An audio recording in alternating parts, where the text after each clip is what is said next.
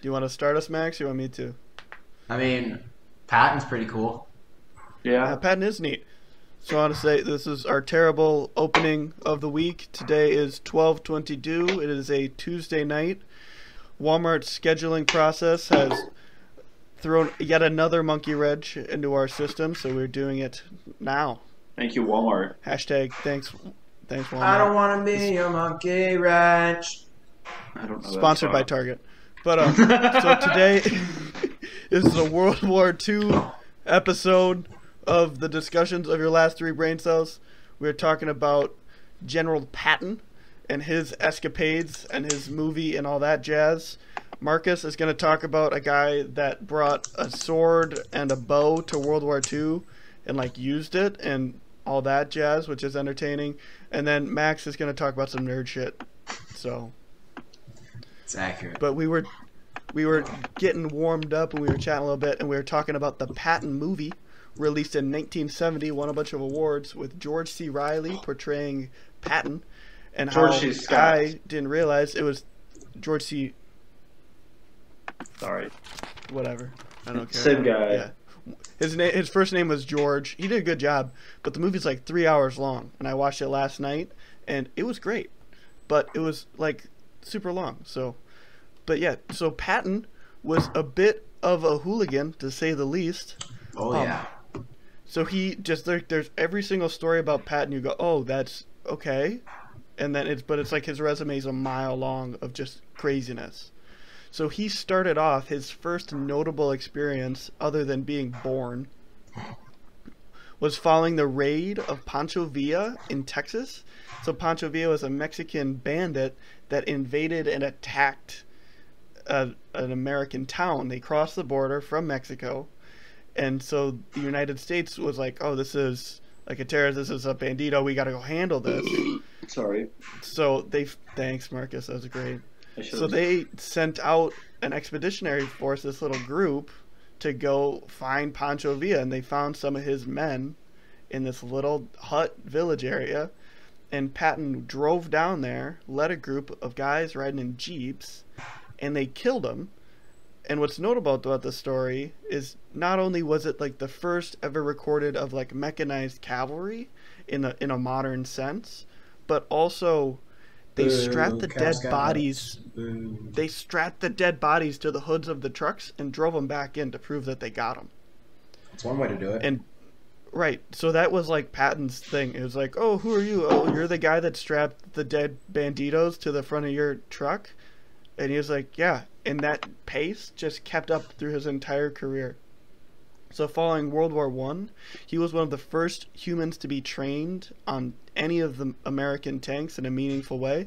And he trained the first tank crews that ever went out. He also believes that he was the reincarnation of a warrior spirit that had fought in all major conflicts and been a part of all major, like, successful military campaigns dating back to like the Athenians and the Carthaginians. And he was not like sneaky about this. Like they portray this pretty openly in the movie. Is like he would be just talking to people and be like, "Hey, yeah, by the way, I was here like 2,000 years ago. Like I fought in this fight." And everyone just kind of looked at him and went, "Did you just like did those words just come out of your mouth in that order?" And then he'd go, "Yeah, I was a warrior spirit 2,000 years ago. I've been reincarnated 1,000 times in 1,000 battles." And everyone just kind of shrugged. And they show that in the movie. And even the Germans knew this. And they used it to predict that he would attack in certain ways because that's the way they attack throughout history. So they portrayed that in there. He also variously... Confidence is like 3/4 like responsible for winning battles. It's being confident. Yeah. Just be I confident. guess if you... That counts, being confident that you're a warrior spirit from 2000. I just feel like that's like nowadays, like if you're like even the most amazing thing, like if you're Mattis and you're like, yeah, I'm the best, I'm a great, I do this. This is my thing. It was a much different time though. Like, you definitely still had people that would be out practicing quote unquote pagan traditions where before they like build a house, they have to sanctify the house and like go out and make a line of salt around the house so bad spirits couldn't get in. And they actually believe bad spirits couldn't get in the fucking house that way. Yeah, there's a lot of stuff when you look at it through a modern lens. It's crazy, but I just thought like that reincarnation. Like, could you imagine they show this in the movie too? Is there's an officer and he's like he has to keep the file on Patton. It's like, what's up with this guy? And he like walks in the first time and he like says it to one of the other. I think he says it to Rommel in the movie, and Rommel just kind of looks up and goes, "What?" That's just how it is.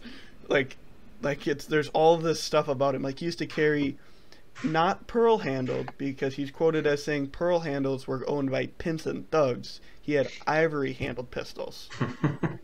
And he very famously, he was in a meeting about air superiority and how they needed more air support, and then they were getting strafed by German fighters, and he ran outside and was shooting at the planes with his sidearms.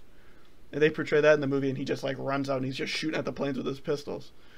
And that's just kind of the type of guy that led one of the most successful, if not the most successful, mechanized campaigns. And he like wrote the book on how to use modern like mechanized cavalry and tanks and everything. He also was one of the first people to represent America in the decathlon, and he scored low in shooting because he was judged as missing 3 shots, which he claimed that he actually went through the same hole multiple times. Yeah, that is a hell of a claim. Exactly. Now here's the real question. That's the guy we're dealing with. Yeah. Was that hole dead center in the target? Yes. It was? Yep. Like, so dead center it looks like someone walked up and hit with a pencil. I would say like more like the grouping was so tight it looked like a golf ball through a piece of paper where it's just a solid hole. That's fair enough.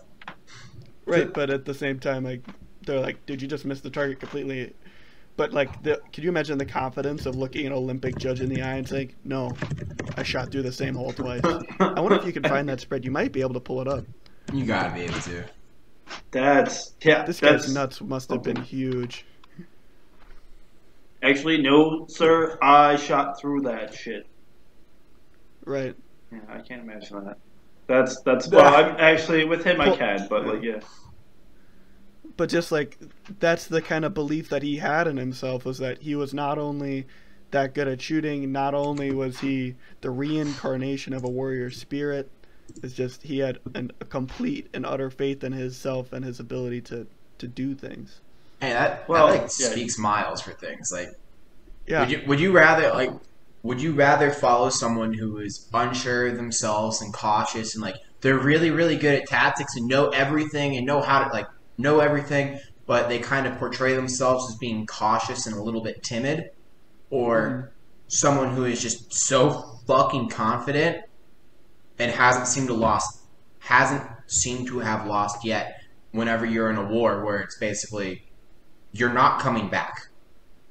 I don't think anyone really went over there with the impression that they were going to be coming back. Right. And that speaks volumes to one of Patton's big, like, super famous quotes, is that a decent plan or a good plan or an adequate plan, however you choose to, whatever quote you read of it, executed violently now is better than any plan, the perfect plan, executed next week. Yep. And that was his entire mentality, is that they're always on the move, they're always moving forward, and that's their whole jazz, man. Okay. So I think this is true, but I'm not entirely sure. But so like, do you guys know anything about Operation Market Garden? Not off the top of my head. Just a little bit. In the movie, they don't really talk about names like that. Okay.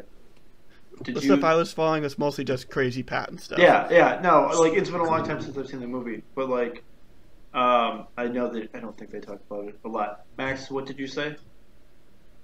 Oh, wow. He takes a long swim. I said most of what I know is from playing Medal of Honor like 15 years ago. Oh, the airborne. Okay. Anyways, so like Operation Market Garden, from like what I remember is, sorry about that.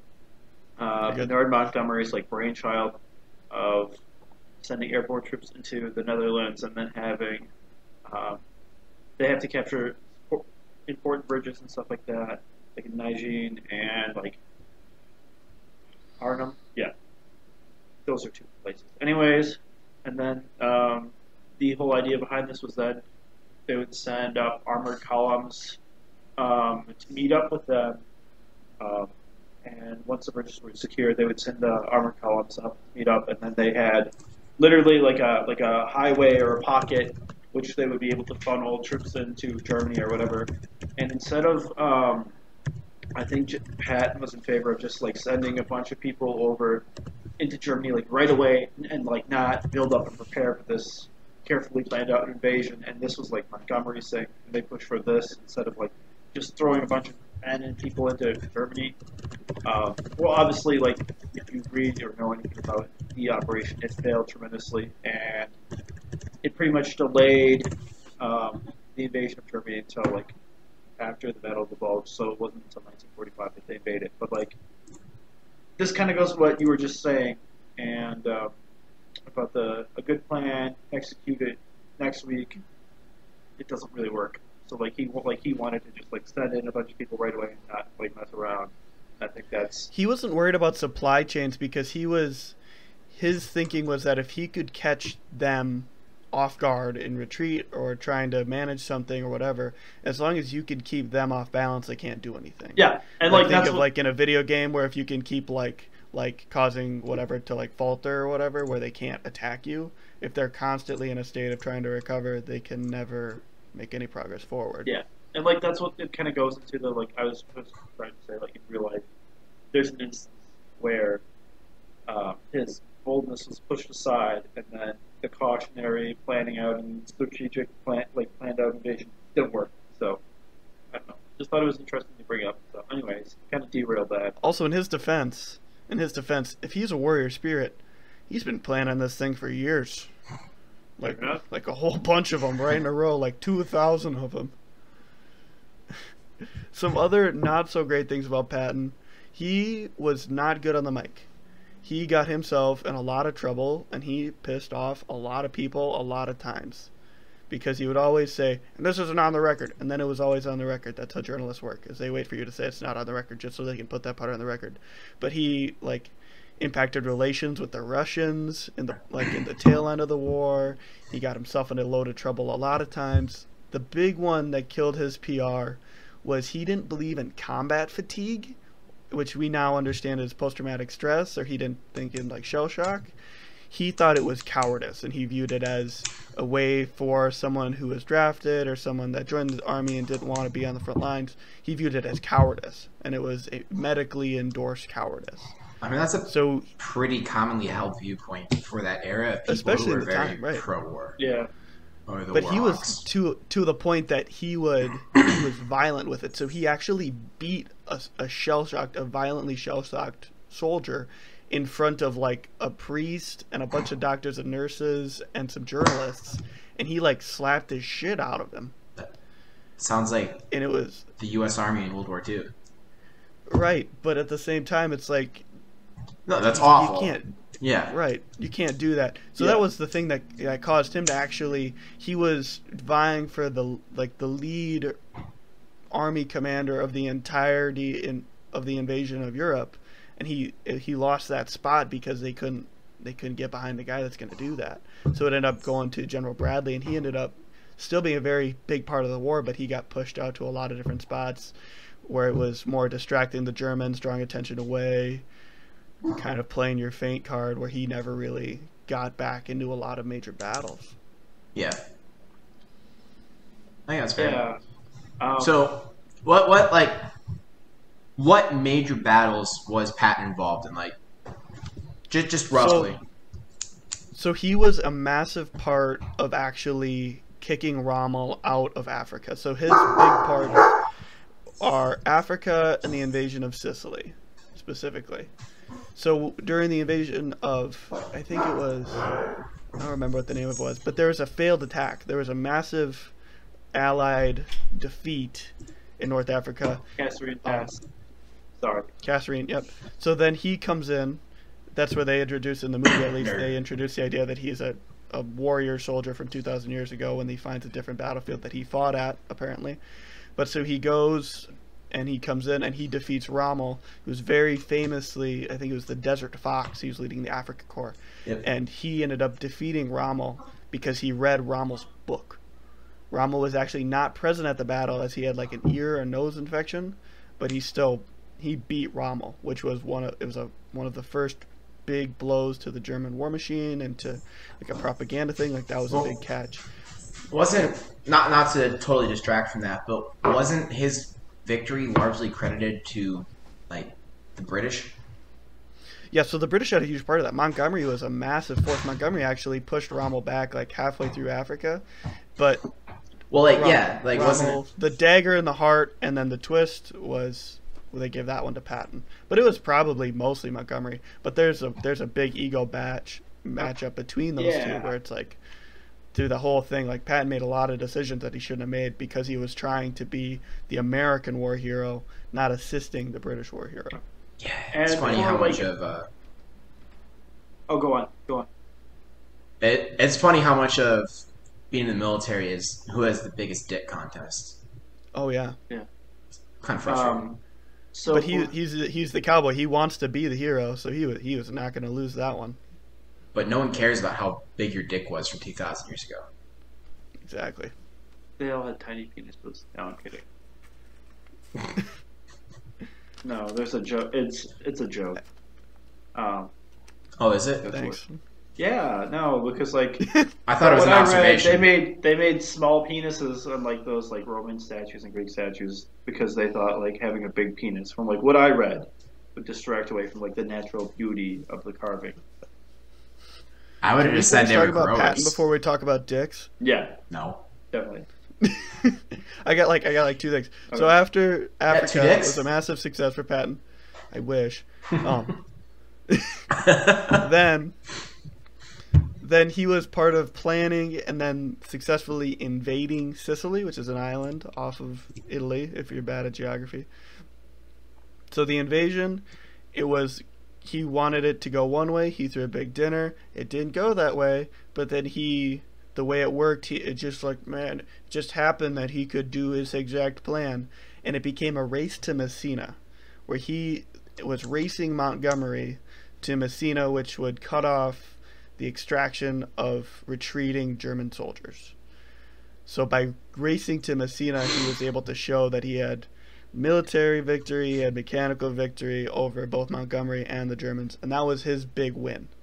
But while he was in Italy is when he slapped that soldier, and then he got relieved of his post, and he got moved off to these other duties where he was kind of half in, half out. Last point on him is his death. So Patton did not die in battle. After the war, he died in a drunk driving accident while still in Europe. So there's conspiracy theories about this because they were driving and he was the only person killed, and it was killed by a government truck with a drunk driver, and he was never punished. So it's this weird limbo where it's like, why, whatever ever came of that? And I want to do more research. Haven't got the chance, but got the hot tip that there's a conspiracy theory. It's like, how and why did Patton, one of these great military leaders, how is he the only one killed in this low-speed collision? It's like almost too ironic. I mean, I can completely see that having more to it than just a drunk driving accident. I mean, especially with him being a known hothead, not being super good with the press, and believing he's some ancient warrior. Like, some dude like that isn't going to stop trying for war. As well as a lot of the generals, a lot of the people that he was dealing with that he may or may not have a great opinion of, people still listen to Patton. He was still well-loved and well-liked. He was terrible at the microphone. They didn't want him to sink their political careers. Well, and there was guys running for president and Senate and everything were following that. What would happen whenever you got out of World War II, things in Europe start to become a little stabilized, and the Russia shit starts up, and then he goes, well, we obviously need to take care of Russia now, because that was a fairly large way of thinking in the U.S. politically at the time, is that we shouldn't have stopped pushing at Berlin. We should have pushed all the way through to Moscow. And I highly doubt that Patton would have been against that. And if he is some big macho warrior from spirit that's been in every major conflict in the past 2,000 years, you seek to defeat the enemy totally on the field of battle. Everyone knew that the Russians really weren't an ally. They were an ally. The enemy is my friend. Yeah. We're not friends. We just hate the same person. Yeah, like. But it's you gotta have in the following relations. Yeah, that's a great point. Like he's not gonna make that go well. No. So I can see that. And then famously, it's important to remember that General Eisenhower ended up becoming president. Yep. So I like Ike. Oh yeah. Let's talk about him sandbagging Kennedy. I'm kidding. No, that's a different conversation. For the Bay of Pigs that's fiasco. For our that's for our politics of tail end of World War II episode. Yeah. Which it's not going to be next week. I can guarantee that's next week. Not next week. That one might be a little more research. Yeah. Well, like we've even scratched the surface of World War II. Oh yeah. Yeah, this is like a tick on top of a tick. Yeah, speaking of ticks on ticks, let's talk about that dude that either had nuts so big he couldn't walk, or that were so small he was compensating for them in a really big way. That's why this guy that took a sword to like battle in World War II. Yeah. Do you want to talk about that, or do we want to switch to Max's not talking about a crazy person topic? We can. Okay, so let's go into mine because like I'm just going to do a brief summary. Because we'll just continue the crazy. Continue the crazy, and then we can go into more like an analytical or whatever Max is talking about, whatever you decide to talk about. We can go from there. But anyways, so I'm going to be talking about Mad Jack Churchill, who was born in England, I believe. Yes, it was England, and he is most notable for storming the beaches of Normandy with a sword. It wasn't a claim. Well, it wasn't like the traditional sense of a claymore. It's a claymore as in like the 17th century broadsword. Not like we always circle back. We always circle back to sword classifications, Marcus. Yes, and a longbow. So there's like a lot of where to start? There's a lot of interesting things to talk about this man. One in Italy, I believe, he apparently captured 40 German soldiers with him and like some other guy, and this is with his sword. He participated in a world archery tournament before the war. He went to a military school, known as like an incredible adventurer post-war.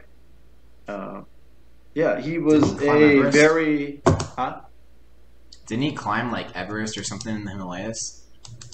Probably, I don't remember. I just and he brought a sword to the top and like spiked it in like Excalibur. Yeah, yeah, something like that. But yeah, he was a very adventurous and bold and outgoing man.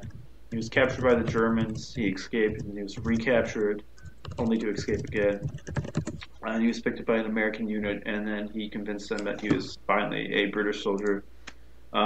He learned how to play the bagpipes and took second place in this national, like not national, but like a big bagpiping playing tournament, whatever you want to call it. So he was clearly those tournaments are bigger than I think they are, but not huge. No, not huge, but like he was clearly a well-versed person who was able to use his brain, and I guess if you want to call it that. Yeah, and there's a famous quote. I'm trying to pull it up, but I can't find it right now for whatever reason. But it involves him saying, like, no British Army officer is fully dressed unless they have a sword on them or something like that. So that kind of tells you about his, like, attitude and approach towards life. Kind of like Patton, just like a no mess around attitude. And, like, obviously, like, you're setting the tone for anyone around you if you're, like, going into battle with a longbow. Like a 6-foot-tall longbow and a broadsword wearing a kilt. Like, there's no way of getting around that. And if you see some dude running at... Didn't he lose an eye, too? Huh? Anyways. Like, he was injured. Like, he lost an eye, too. Like, he was not unscathed in his sword escapades. I think what you're talking about, maybe it wasn't eye, but, like, he was, like, casually drinking wine off, like, near a battlefield, and, like, some demolition guy blew up an area, like blew up some like demolitions material like near him, and like it caused the wine bottle to blow up. Like Mike just shaked, and like last shrapnel like went into his face, and like within a short period of time he was fine. Like it didn't affect him at all. But like maybe there was something related to that. But yeah, like that's what I read about. So I thought that was interesting. But yeah, just crazy individual, kind of had like the same kind of attitude and spirit towards warfare like Patton did, and then he eventually like settled down. If you want to call settling down and exploring the world, settling down. But like he raised a family and everything else too. It was also noted that when he was captured, they thought he was related to the British Prime Minister Winston Churchill, which he's not, but just because of the name, and like that's part of the reason why he got out of the stickier situation, I guess. So yeah. Yeah, after the war, went on to command the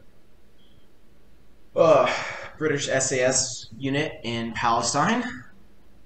Yep. Continued to do good work for the English in the Middle East by rescuing a convoy of Jewish medical doctors who were ambushed by some Arabs and held in a local hospital. I think he got out in 1959 as well. So, but yeah, very involved.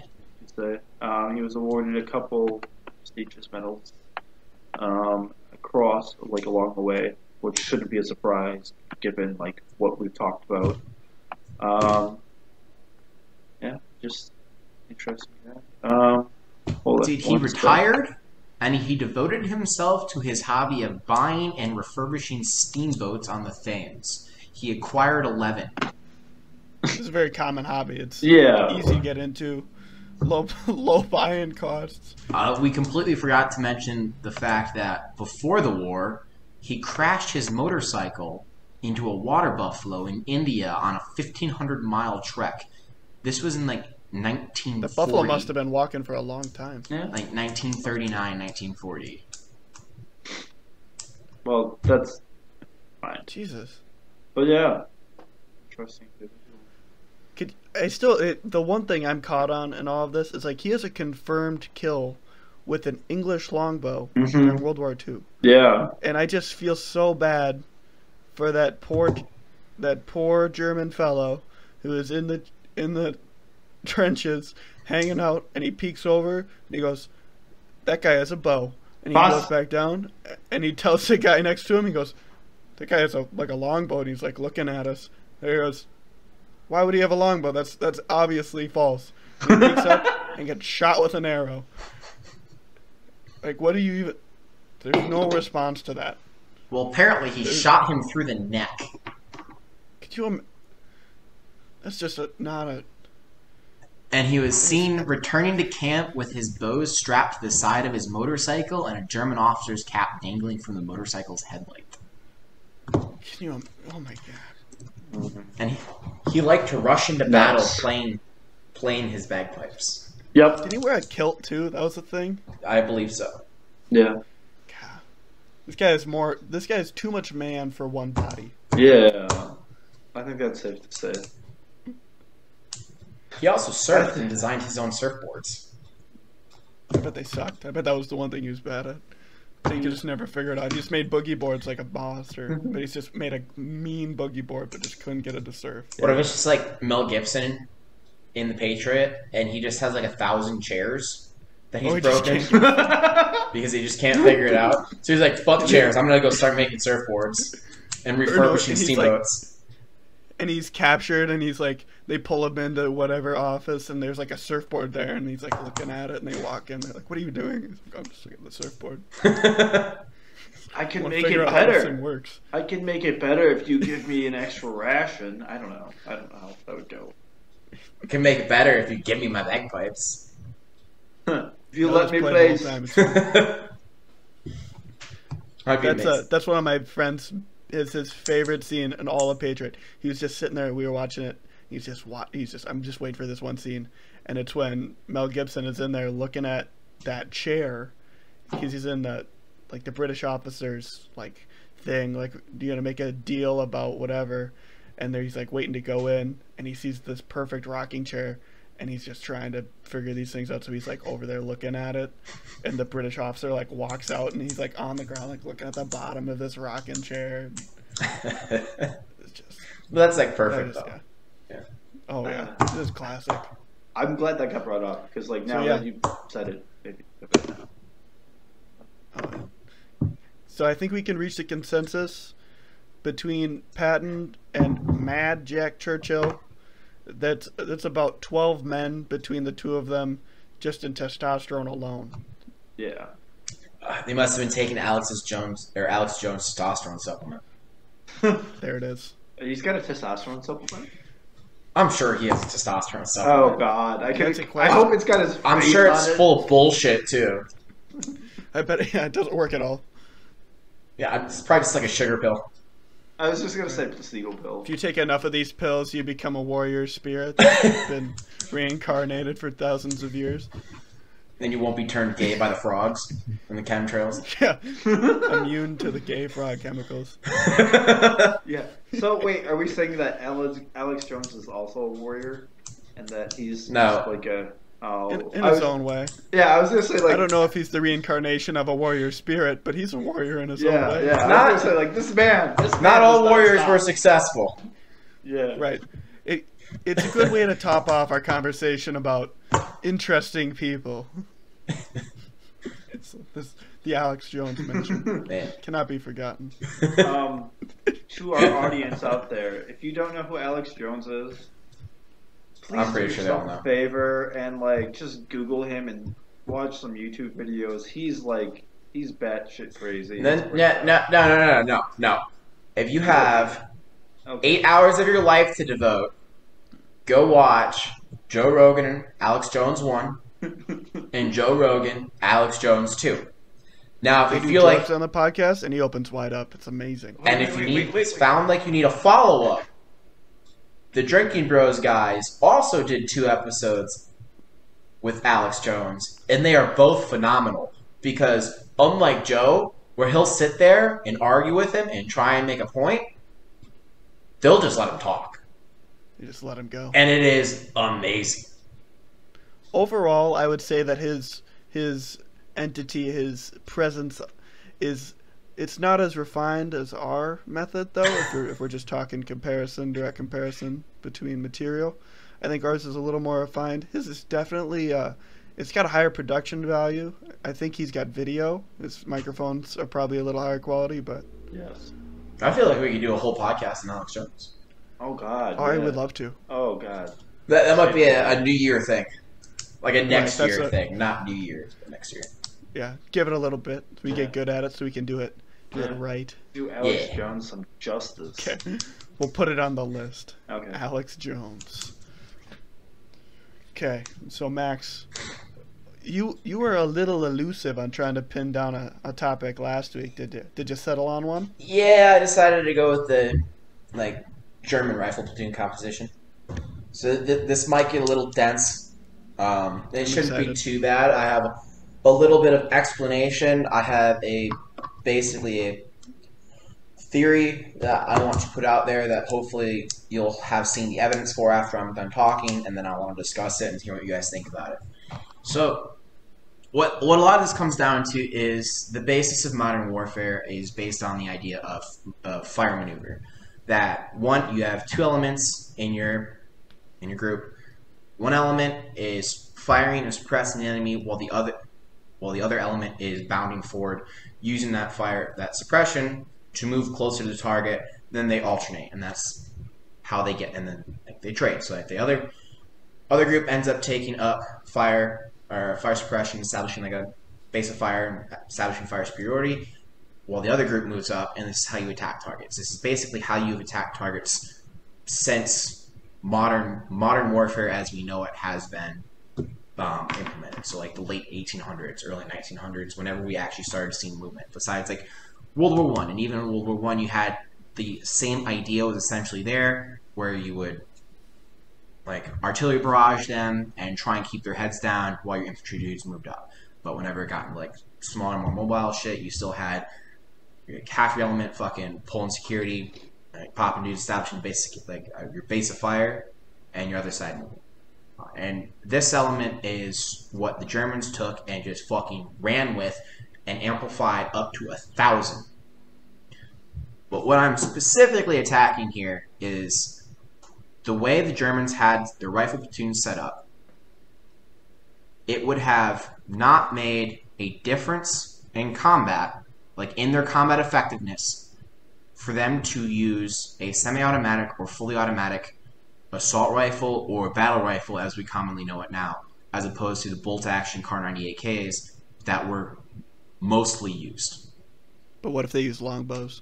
Longbows, I think, also would have been effective. Maybe not a longbow, but like a good recurve. Then you could be good. Right? Yeah, I think you'd be able to put more shots on target. Right, just that volume helps. Exactly. So, German rifle platoon is consistent of your headquarters element and 3 rifle squads. Your headquarters element consists of your platoon leader, 2 messengers, because this is in days before radio, so you actually had people like, not like before radio, but before like personal handhelds and shit. So not like everyone in the platoon had a radio, so you actually had to use messengers. So you had 2 messengers, a stretcher bearer, a horse driver, and a horse leader. This was your headquarters element, so this is like the important people.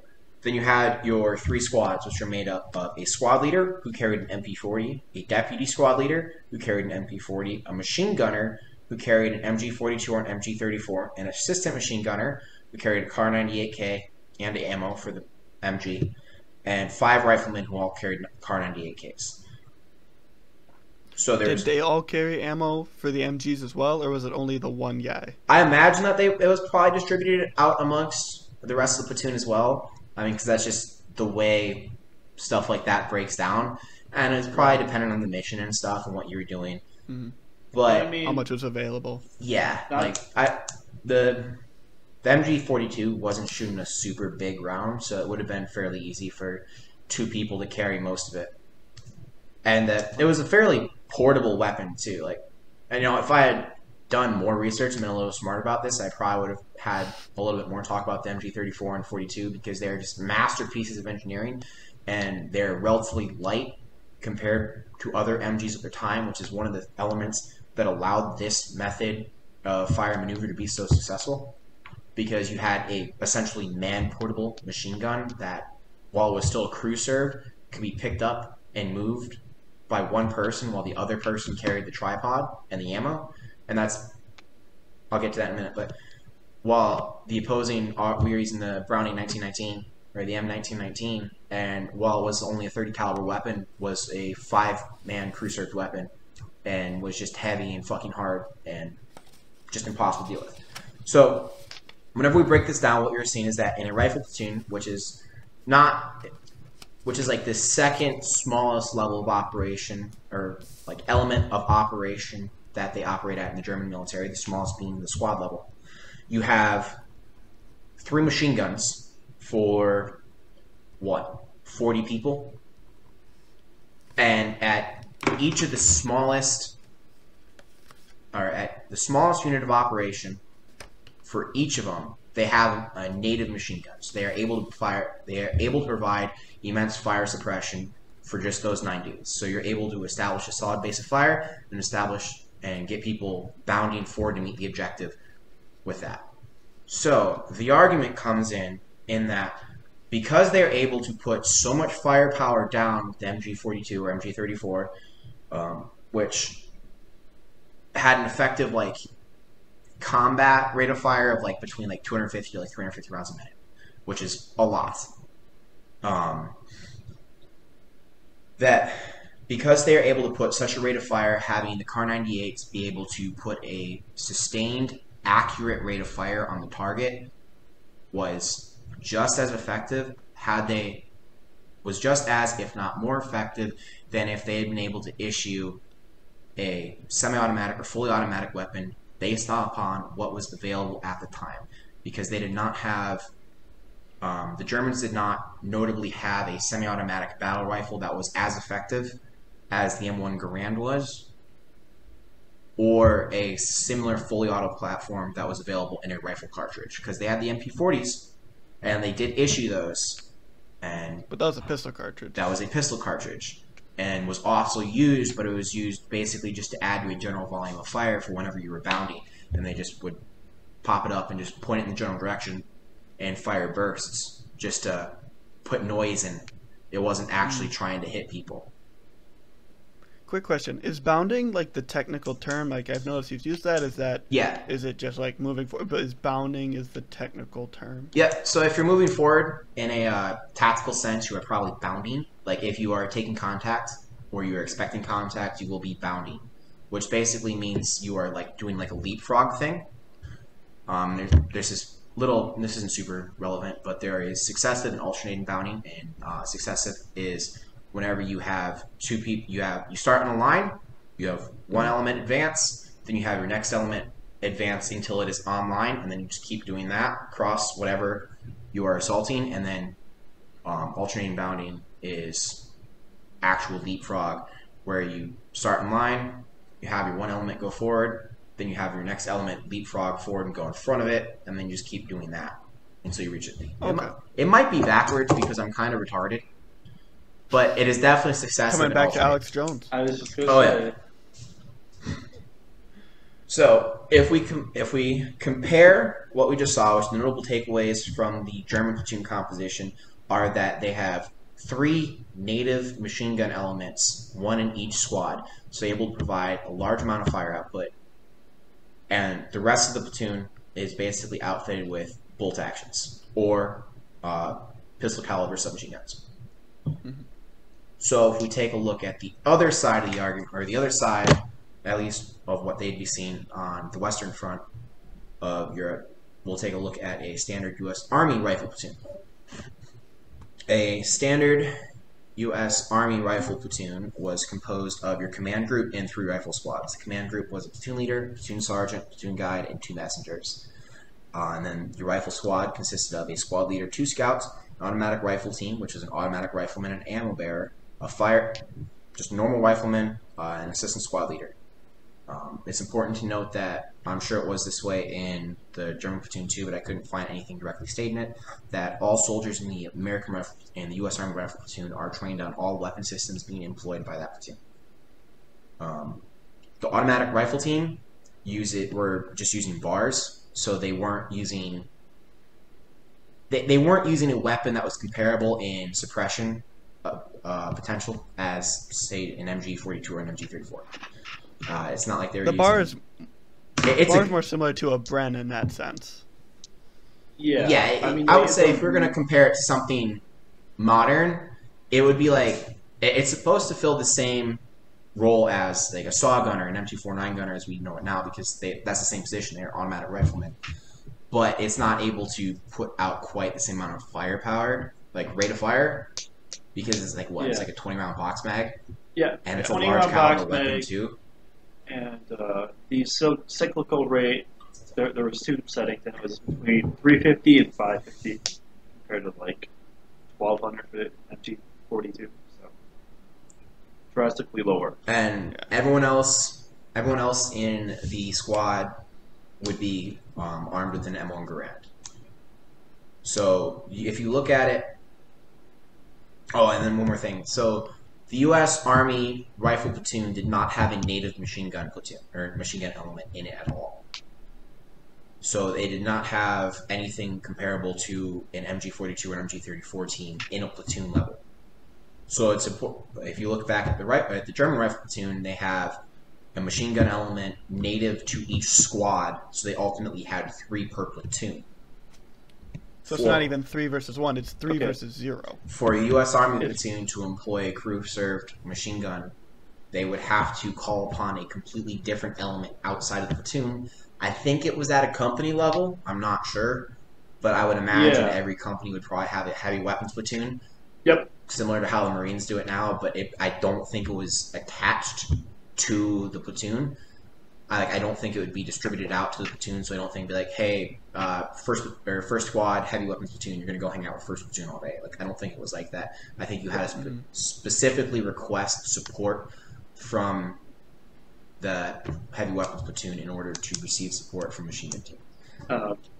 So if you just have a German rifle platoon and a U.S. Army platoon in their native element, like it's just completely normal, walking each other in a field, the Germans are going to have more fire superiority straight off the bat and allow for more of that bullshit, more of the fire suppression, and chances to bound than the U.S. rifle platoon have. Marcus, you have a question? No, it wasn't so much a question, but yeah, I was gonna say now that I remember, they would have a platoon, like a weapons platoon in like a company in the United States Army. So yeah, it's definitely not as useful, I would say, like which is pretty much your whole argument, anyways. So. No, well, and I think part of it too comes down to the technical limitations at the time, because we really hadn't advanced past using the M1919 and the M2 as our base crew served weapons. And no one in their right fucking mind is going to walk anywhere with an M2 machine gun if they have a choice in it. And it's just not a foot level, like an infantryman level weapon unless it is mounted. And the 1919 is also a heavy bitch. Like at the time I mentioned, it was a 5-man crew served weapon, and by the time World War II came about, we were starting to make improvements on it. I think we got it down to either a 2 or 3-man crew served weapon, but we hadn't moved to the point of establishing them inside of a platoon.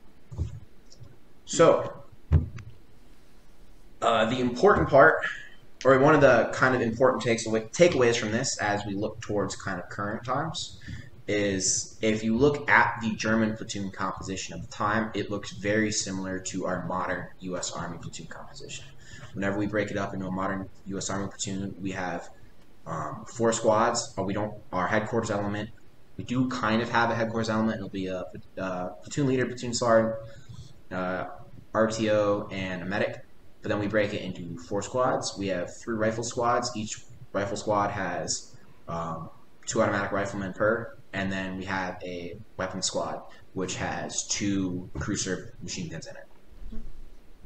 And what they were on about here is something that a lot of people looked at and took from and decided that this was the way that we need to structure our platoons as we go forward in the future, because of the amount of firepower that it brought. And a lot of modern U.S. military tactics can be seen to have been drawn directly from the way they employ these machine guns. So they're go ahead. Okay. Go ahead. You go. I was going to say, so the argument that we're kind of at, where we're at with this, is that based on, and just kind of going back to the beginning of this little piece, is based on the composition and the way things are organized on each side and the way each weapon technologies are instituted. It doesn't matter if the Germans had bolt-action rifles compared to even semi-automatic rifles or a modern understanding of a battle rifle. Yeah, we're tracing. Yeah, so the argument is almost exactly what you said. Is that based upon their platoon composition with their 3 native machine gun elements, had the Germans employed a semi-automatic or a fully automatic rifle weapon system instead of the Kar 98Ks, it would not have made them significantly more combat capable or combat effective in those situations because of their tactics of fire maneuver and gaining fire superiority and bounding. Because none of the additional gain in fire rate and the ability to put more volume downrange with those modern battle rifles or the battle rifles they would have been using, they're not even going to use them in that way anyway.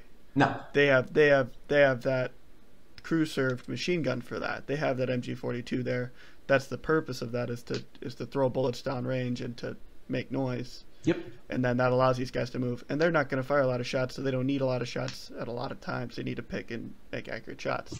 Well, think about it from a supply perspective. Let's take Vietnam is a good example. Whenever we started issuing the M16 to infantrymen in Vietnam, we saw a lot of unnecessary bullet expenditure where people were just placing on full auto, holding the trigger down until it was empty, and then reloading and do it again, even though they had no sight, no target, enough. They were like, hey, there's noises out there.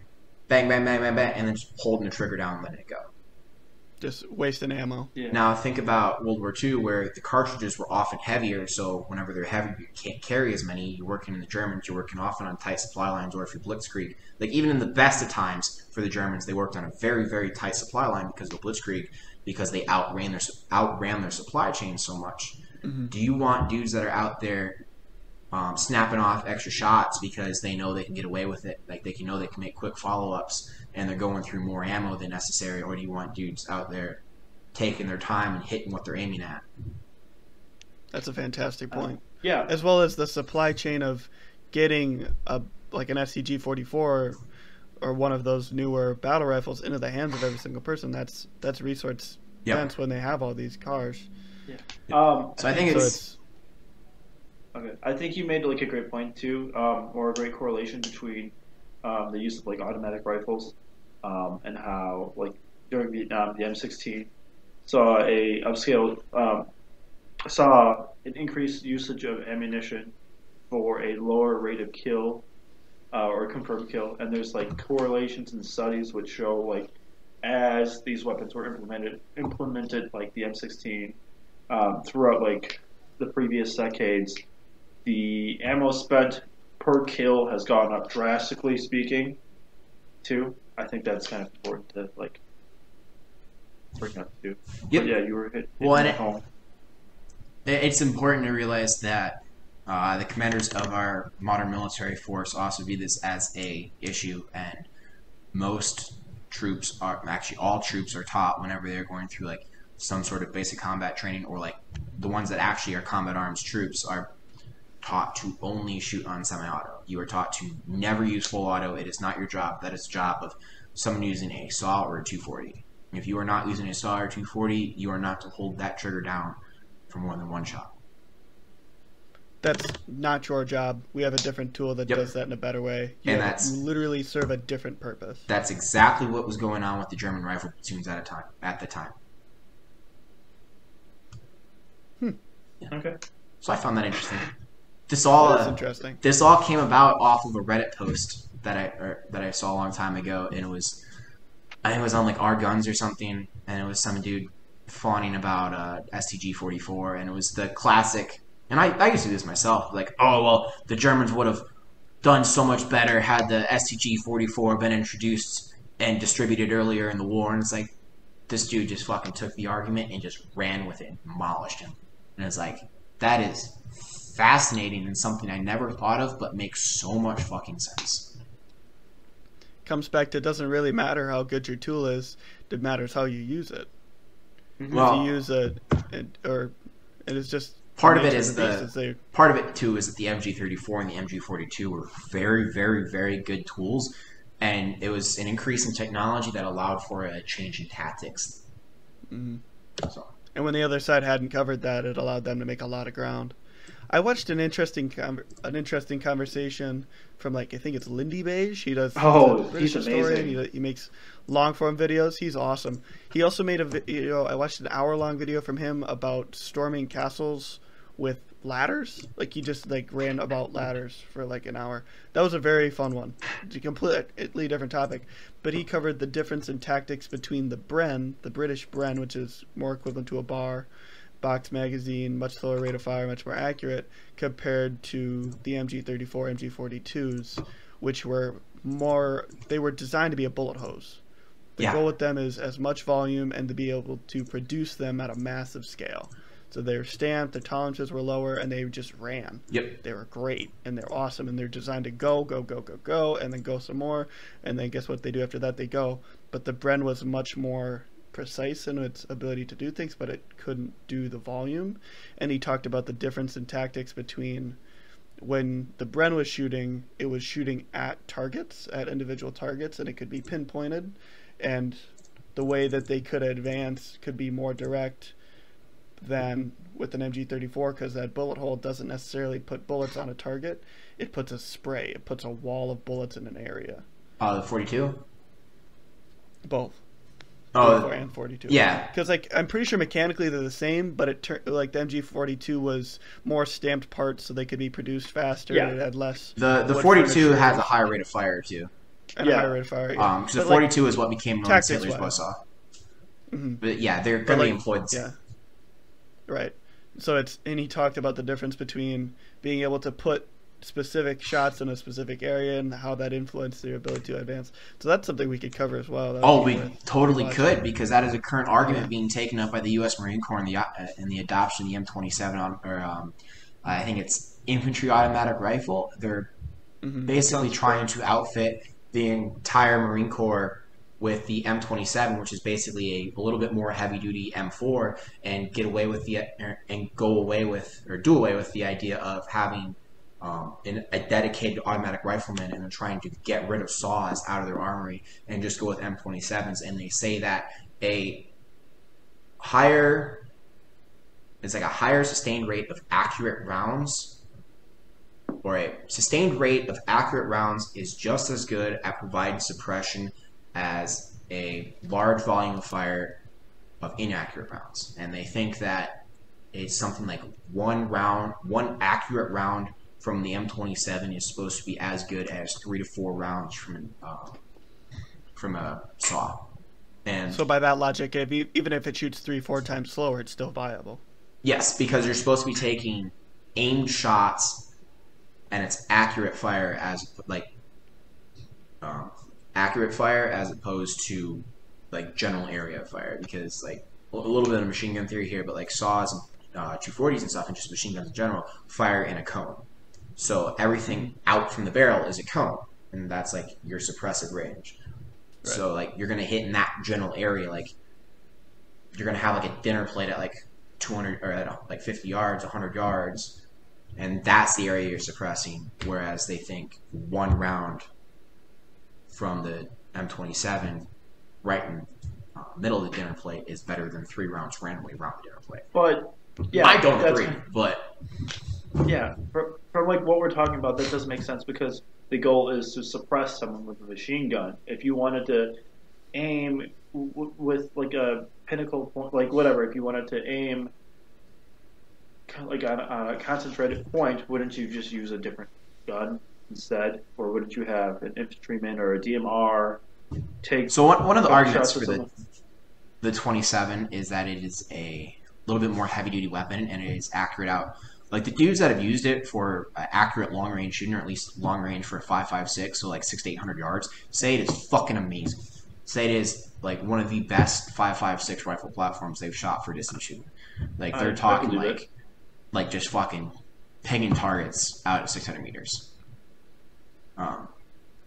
So like that is one of the arguments, because one of the things machine guns are often used for is engaging longer range targets, because or your active engagement range with an M4 is supposed to be anything under 300 meters. But this is an entirely different conversation. Mm. Yeah, I think we're kind of getting to that point though, where we're seeking a different conversation. We got to pick what we want to do next week. I think that's a solid idea.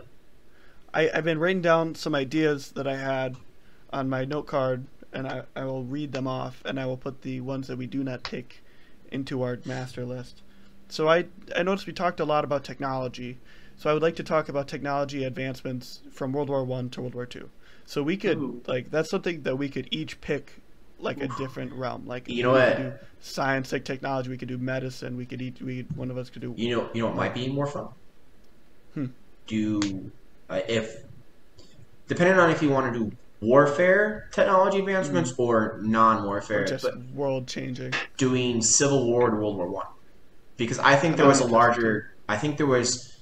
a greater disparity in technological development between the Civil War and World War One than there was between World War One and World War Two. Part of that's because there's a lot more time that passed between between the Civil War and World War One. But I think whenever it comes to actually fighting the wars and everything that was going on, the difference between the Civil War and World War One was much greater than World War One and World War Two. Yeah, I could see there's an argument to be made there. I get what you're saying. I feel like we should talk about it long form. But tech advancements overall, like a time frame. I like doing both of those, honestly. I don't know if we want to do both in the same day. We could maybe do one. No, that'd be pretty hard to do both in the same day. Yeah. But we could split it up where we do Civil War to World War One, then we could do World War One to modernity, or we could even do a series where we do 3, where we do Civil War to World War One, World War One to World War Two, World War Two to modernity. That's possible. Okay. We'll discuss it. Of course, break it up at some point. Then I just wrote down Alex Jones. Yeah, we could throw an Alex Jones between there. Maybe. Yeah. But I feel like we could do an Alex Jones bit where we talk about Alex Jones in the way we talked about like Mad Jack Churchill. It's like This is just an interesting person, and these are some fun facts about them. I feel like I liked that. I think we could do a good one, but that sounds like a conversation for later.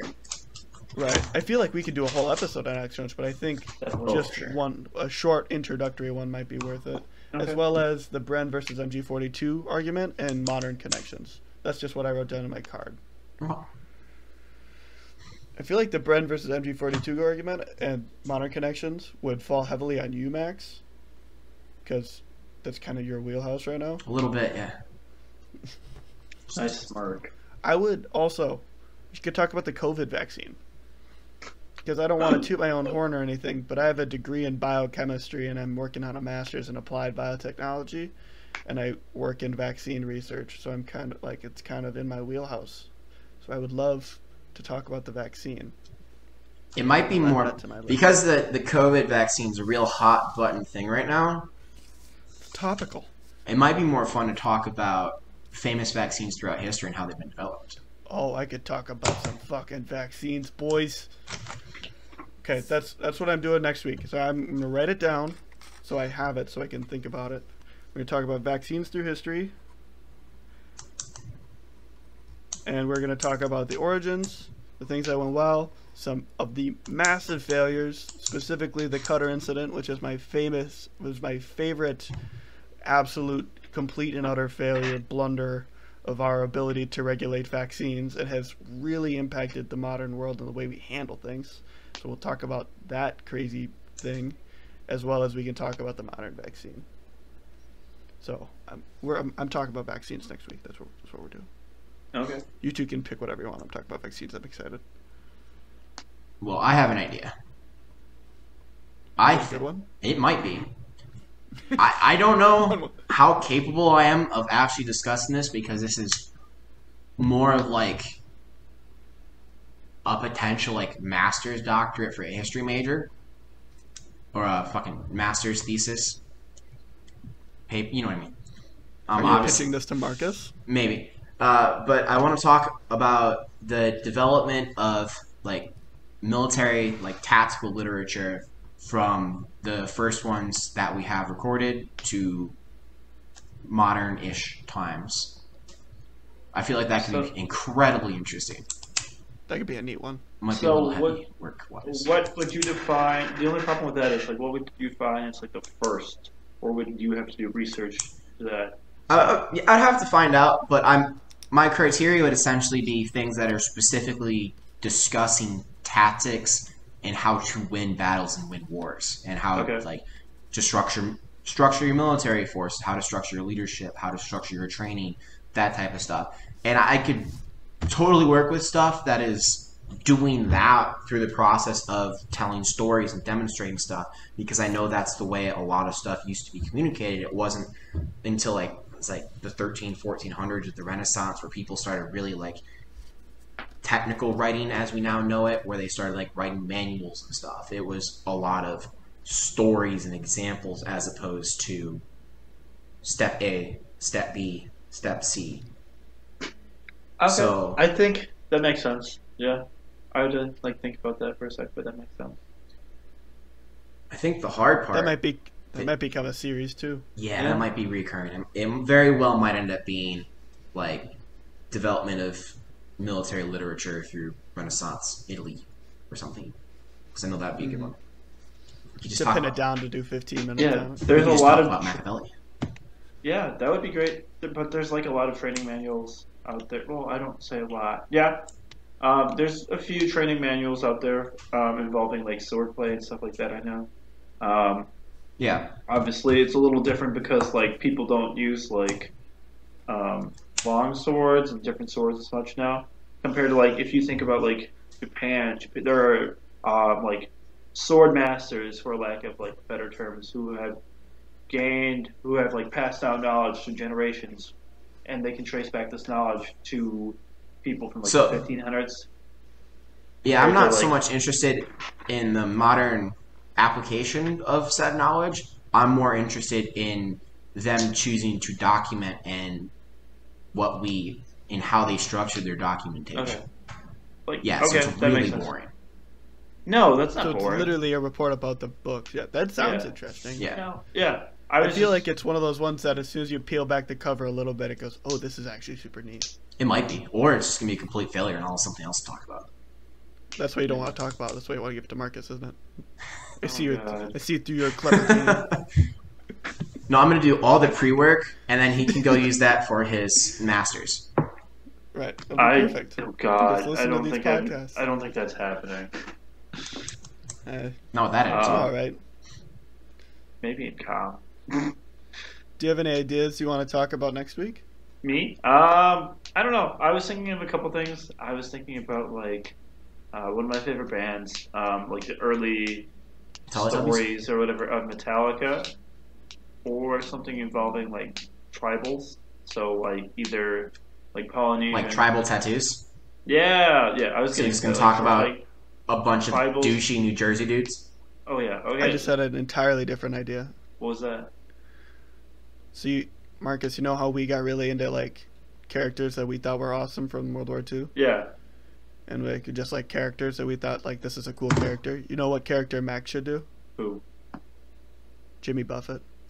Oh, that'd be great. That'd be right up his alley. So, like not joking. Yeah. That's like an entire hour-long podcast by myself right there, though. Just like shaking at the table, like I'm so excited to talk. For those of you who don't know Max that well, Max is a big Jimmy Buffett fan. Not like just like Margaritaville, but like anything Jimmy Buffett. And like he's a big fan of why am I blanking on the beer name? Landshark. Huh? Landshark. Yep. Is it Landshark? Yeah, Landshark. It's like kind of like Corona beer, but better. Less skunky. Yeah, less skunky. Good term. But yeah, he's a big Jimmy Buffett fan.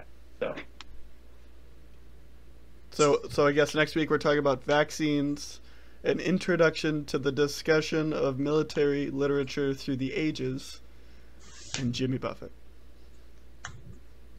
Oh, see, I wanted to do the military literature one. I wasn't you wanted to do the military literature? I wasn't pawning that off on Marcus. I thought you were genuinely pawning it off. No, on Marcus. I'm interested to do that. I'm very interested to do that. I'm just trying to get through this holiday season, man. I don't want to tackle. I was 100% sure you were dumping that on him. we could put that. Because you have an easy time. Huh? I'll put it on the list. Yeah, throw it on the list. I just gotta make it through this holiday season, man. Yeah, I believe in you. Yuck. What would be an easy one for you? What would be insane holiday shopper meltdowns? Oh, do you have some good Walmart stories you could tell us? Yeah. yes. There's your topic. There it is. I found it. No, I don't want to like put myself in a bad position. So like, if I want to stick with the company and like, you don't have to give like specific examples. Just discuss how fucking wild and crazy people get during the holidays when they're holiday shopping. Bring up like stupid I can do like that. I can Christmas talk about, presents people buy. Specific examples. Like Tickle Me Elmo. Right. Tickle Me Elmo. Don't tell us now though. Can I give you like? Can I you give can't you tell like? us. You gotta think about it for a week and get excited. Can I give give a teaser? Wasn't Child's Play loosely based off of the Chucky doll being an incredibly popular Christmas present? Yeah, sort of. Is Child's Play a Christmas movie? Yeah, it is. Why does that not get talked about? Why is that not like that's your topic? Why is that not there like we go. a Christmas movie like Die Hard? Writing it down. Sorry, I'm sorry guys if I'm writing it down. I'm just like. No, you're okay, man. And I'm just like, why is that not a Christmas movie? Stephen Dorff. Is it Stephen Dorff or is it Dorff? So something Marcus, Dorff. You got crazy holiday shopping, and why is Chucky or Child's Play not considered a Christmas movie? Yes. Okay. How about I write down non-Christmas Christmas movies? Okay. Does that count? Yeah. I think that's an entirely different topic. Then we can talk about Die Hard. Yeah. Do we want to talk specifically about Child's Play? We can talk about Child's Play too. I think this one we have to specifically. Die Hard's non-Christmas Christmas movies. It's going on the list. Okay, Christmas movies what aren't Christmas movies. How about that? I mean, the other thing is way Marcus. This is way better. It's going to talk about Walmart stories, and he's going to give us a teaser as we end this. This is not a broadcast. This podcast. Bro. You got a quick story? Kind of, sort of. So today we had a guy who was trying to purchase three like PlayStation Store cards. You know, the cards you can buy online, whatever. You use them online and buy games. And like our store policy right now is you can only buy 2 of them, and 3 is kind of like a big no-no. It gets like lumped into like the category of fraud for whatever reason. Don't ask me. I don't know. And this guy is just like making a big deal. He's just like, yeah, I'm just trying to get my kids a good Christmas present here to make sure that they have a good Christmas, and you're not allowing me to do that. Is there any way you can work with me? And my other associate's like, no, store policy, can't do it, blah, blah, blah. And he's just like, well, then it's on you for them not having a great Christmas or whatever. And he's just like, I'm leaving, screw this, I'm taking my money elsewhere. And I'm like, have a nice day, sir. And he's just like, he's giving me like the stink eye, he's like glaring me down. He's just like, how am I supposed to have a nice day when I can't even buy my kids Christmas presents? I'm like, hey man, I'm just trying to be nice. And then that was that.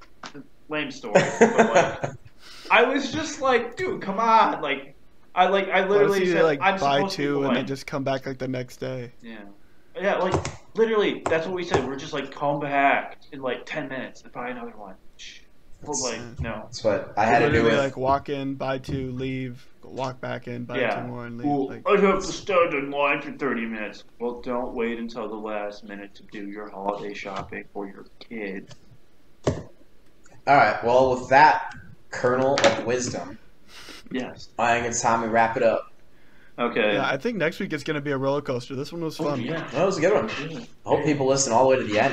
That was a hell of a story. I do want to give a quick shout out. We are at 10 subscribers. We gained 6 in the last 28 days. I'm looking at the goddamn. We're also at we're approaching 100 views overall as an entity, which is super fun. So I want to give a big thanks to everyone that's been supporting us and let us live out our dreams of trying to be little mini Joe Rogans.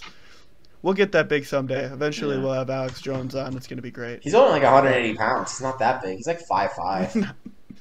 Sorry, Dad. He's super short. Yeah. But I want to say thanks to everybody for like being awesome and supporting us. We hope everyone has a great holiday season. Yep.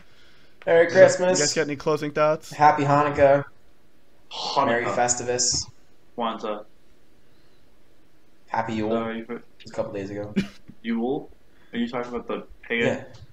Oh, makes sense. Okay, bye.